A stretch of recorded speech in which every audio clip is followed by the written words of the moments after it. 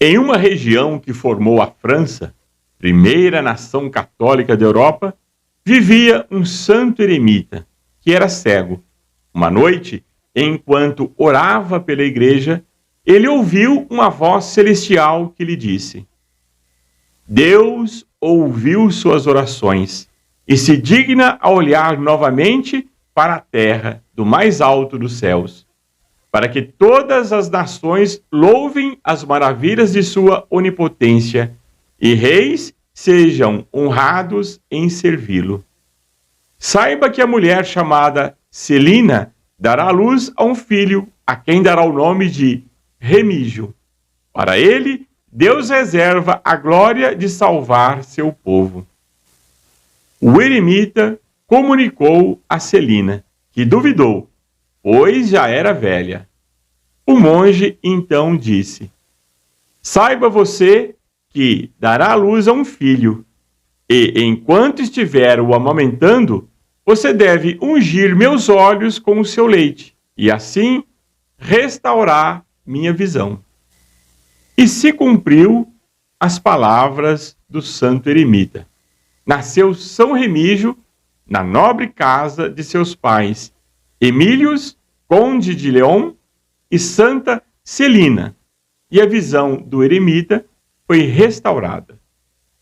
São Remígio, São Remi em francês, em português, São Remígio, nascera no ano 437.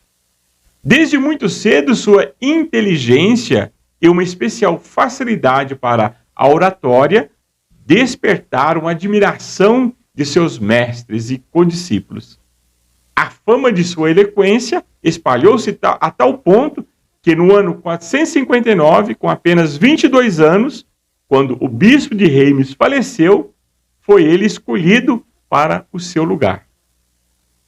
Ao norte de Reims, no atual território da Bélgica, havia se estabelecido a tribo dos francos.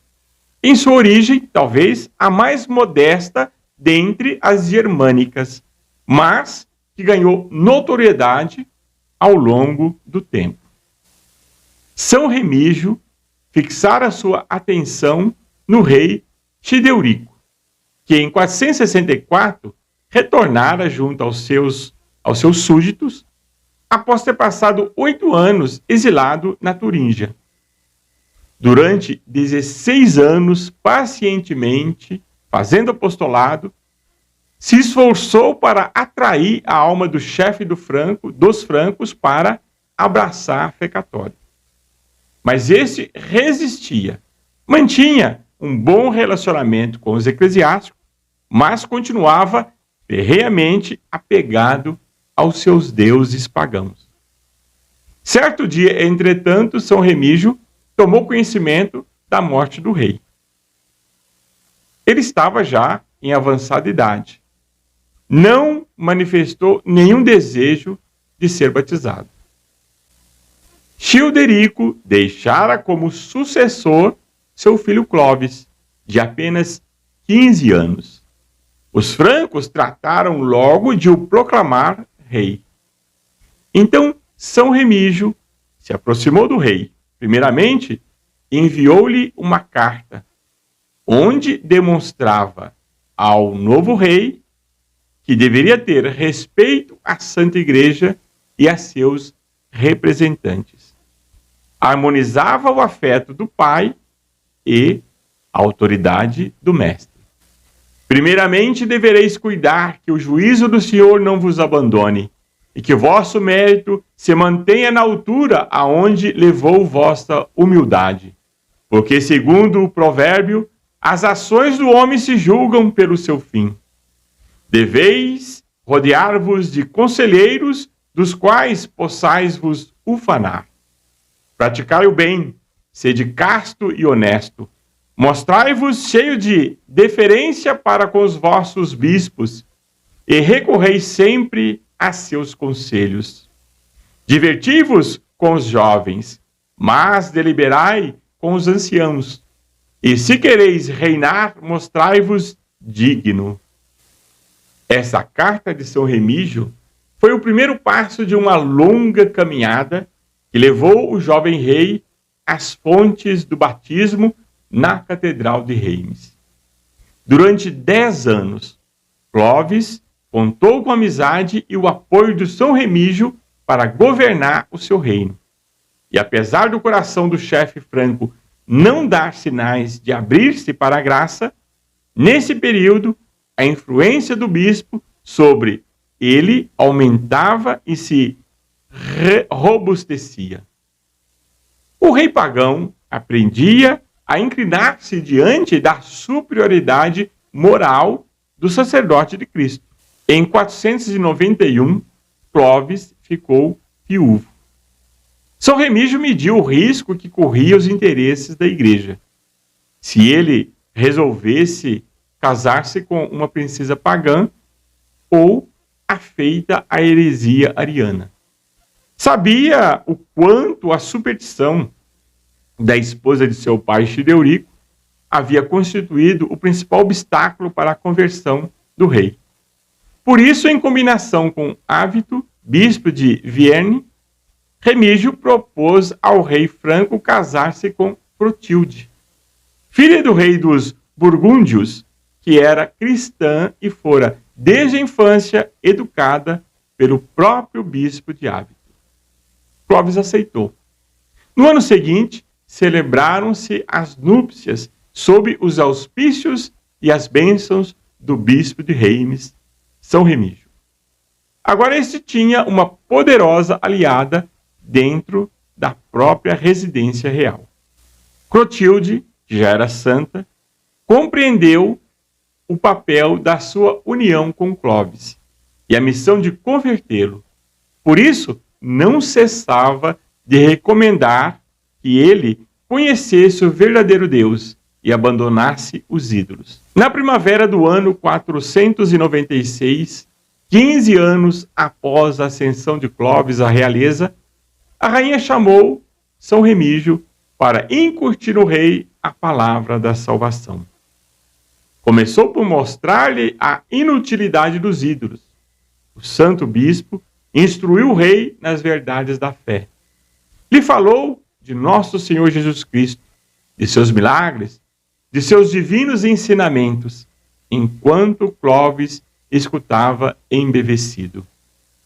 Quando o bispo São Remígio relatou a dolorosa paixão de Jesus, com espontânea energia, o rústico monarca disse, tomado de cólera: ah, por que não estava eu lá com os meus francos? Ou seja, ele, segundo a sua inocência, sua inocente intenção, teria pegado em armas para defender nosso Senhor. Muitos do povo franco, arrebatados de sobrenatural entusiasmo, perceberam os avanços do soberano rumo à conversão e decidiram seguir o seu exemplo. Quando este os convocou a fim de comunicar-lhe a sua resolução, bradaram a uma só voz: nós rejeitamos os deuses mortais, piedoso rei, e estamos prontos a seguir o Deus imortal que Remígio anuncia. Foi ainda sob o impacto dessa visão grandiosa que na tarde do dia seguinte, Remígio avançou em cortejo pelas ruas de Reims, conduzido pela mão o rei Clovis, rumo à catedral. O prédio, muito menor e mais simples da atual catedral, fora ornada de cortinas brancas e iluminada por milhares de círios aromáticos, como símbolo da beleza espiritual da Santa Mãe Igreja, que nesse dia acolhia os francos como filhos. Todo o templo estava impregnado de um odor divino, e Deus cumulou os assistentes de tal graça que eles se sentiam transportados em meio aos perfumes do paraíso. O próprio Clovis, deslumbrado ante o esplendor da decoração e dos cânticos, deteve-se na soleira do recinto sagrado e perguntou a São Remígio: É este o reino dos céus que me prometestes? Não, mas é o começo do caminho que ele conduz, respondeu o bispo. A cerimônia transcorreu com a maior solenidade possível. Nela, 3.000 francos, sem contar as mulheres e crianças, receberam o batismo junto com o rei. Entre eles estavam sua irmã, a princesa Albolfreda, e o pequeno Thierry, nascido do primeiro matrimônio de Clovis. Caros amigos, é preciso conhecer a beleza da história da civilização cristã, brotada do preciosíssimo sangue de nosso Senhor Jesus Cristo.